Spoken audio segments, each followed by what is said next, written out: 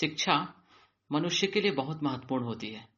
हम सभी शिक्षा ग्रहण करते हैं और शिक्षा ग्रहण करने के हमारे मूलभूत उद्देश्य होते हैं और ये उद्देश्य हैं कि हम सुशिक्षित हों और अपने कैरियर को सही दिशा दे सकें, अपने भविष्य का सही निर्माण कर सकें।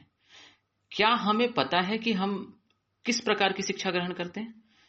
क्या शिक्षा के ढांचा के बारे में, शिक्षा के स्ट्रक्चर के बारे में हमें पता है कि भारत देश में किस प्रकार की शिक्षा प्रणाली चल रही है?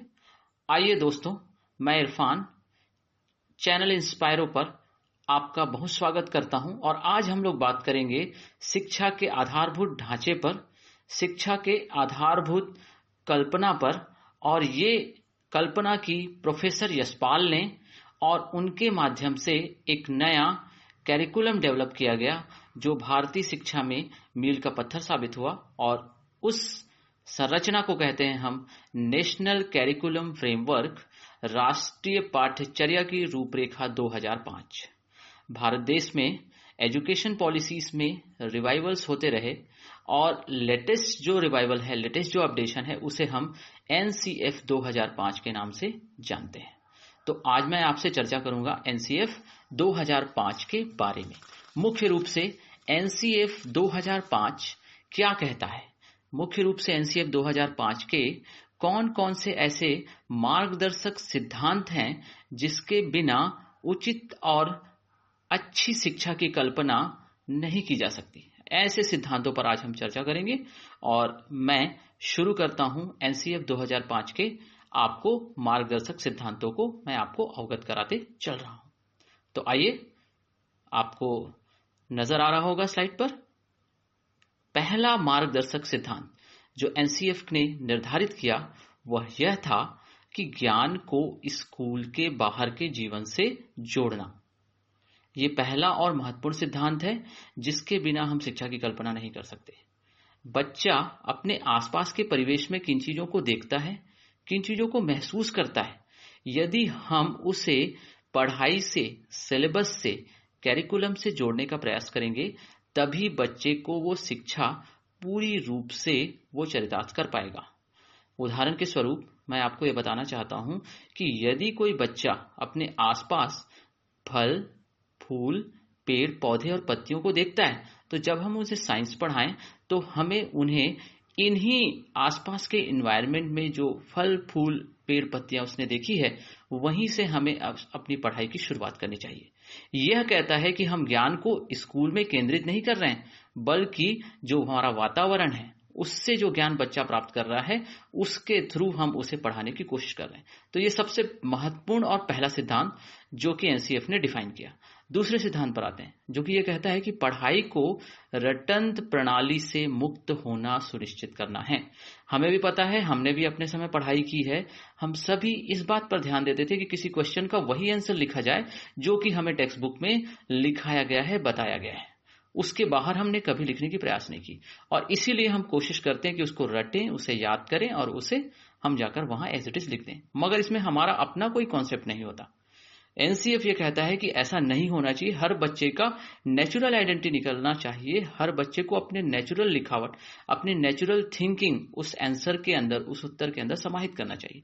और इसीलिए एनसीएफ कहता है कि रटन प्रणाली से इस सिद्धांत को मुक्त करना बहुत ही अनिवार्य है।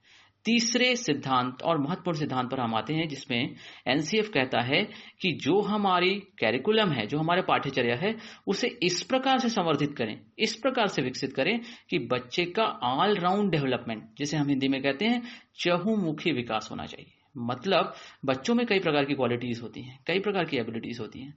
हो सकता है कि कोई बच्चा पढ़ने से ज्यादा खेलने में इंटरेस्टेड हो सकता है कि खेलने से ज्यादा वो संगीत में इंटरेस्टेड हो, आर्ट या क्राफ्ट में इंटरेस्टेड हो।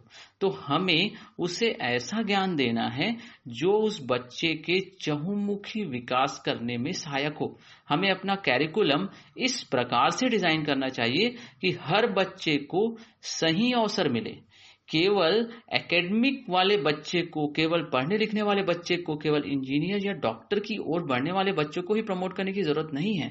हमें AR रहमान बनने वाले बच्चों को भी प्रमोट करना है, हमें सचिन तेंदुलकर बनने वाले बच्चों को भी प्रमोट करना चाहिए। तभी हम बच्चों का ऑलराउंड डेवलपमेंट सुनिश्चित कर पाएंगे। और ये एक बहुत ही महत्वपूर्ण सिद्धांत है दोस्तों, जो NCF ने डिफाइन किया। उसके बाद हम आते हैं चौथा और बहुत महत्वपूर्ण सिद्धांत, परीक्षा को अपेक्षाकृत अधिक लचीला बनाना है और क्लासरूम एक्टिविटीज के साथ उसका इंटीग्रेशन करना है, क्लासरूम गतिविधियों से जोड़ना है। इसका अर्थ यह है कि अभी जो परीक्षाएं होती हैं, उन परीक्षाओं में आपको क्वेश्चन पेपर दिए जाते हैं, क्वेश्चन पेपर में आपको उसके आंसर लिखने होते हैं। यही आपका असेसमेंट का, एवोल्यूशन का तरीका है, दूसरा कोई तरीका नहीं है। तो वो बच्चा जो एकेडमिक में थोड़ा कमजोर है, जिसको लिखने में थोड़ी समस्याएं हैं, जिसको रटने में थोड़ी समस्याएं हैं, हो सकता है उसके लिए ये परीक्षा उचित नहीं है। तो हमें अपनी परीक्षा प्रणाली को थोड़ा सा लचीला बनाना होगा। गेम्स के लिए और को करिकुलर एक्टिविटीज के लिए भी हमें कुछ न कुछ सोचना होगा, ताकि बच्चे का असेसमेंट बहुत अच्छे तरीके से हो सके।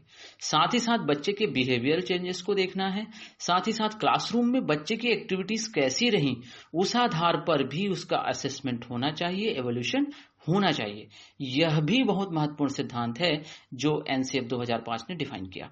अंतिम और बहुत महत्वपूर्ण सिद्धांत, जो हिंदी में शायद आपको क्लिष्ट लगे, कि एक ऐसी अधिभावी पहचान का विकास जिसमें प्रजातांत्रिक राज्य व्यवस्था के अंतर्गत राष्ट्रीय चिंताएं समाहित हो, ये बहुत महत्वपूर्ण है। और एक लाइन में मैं यही कहूंगा कि हम जिस देश में रहते हैं, हम जिस समाज का हिस्सा हैं, हमारे देश के प्रति देशभक्ति की भावना बहुत महत्वपूर्ण है। हमारे अंदर राष्ट्रीय मूल्यों का संचारण होना बहुत महत्वपूर्ण है। और पांचवा NCF का सिद्धांत यही डिफाइन करता है कि हर बच्चे को अच्छे नागरिक बनने के लिए, संविधान का पालन करने के लिए, देश हित में काम करने के लिए तैयार करना होगा, जो कि NCF का पांचवा और महत्वपूर्ण सिद्धांत है।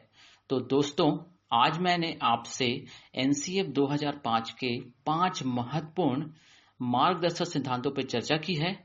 आशा है आपको ये पसंद आया होगा।